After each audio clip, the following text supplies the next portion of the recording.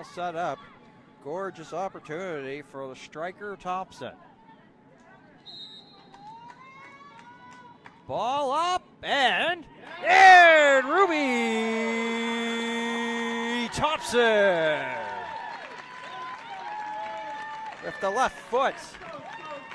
Comes at the 28-minute mark. This is the view from Patterson. Three-person wall, gets over, read it well, but just too much on it. Just through the hands of Patterson and to the back. Ball up and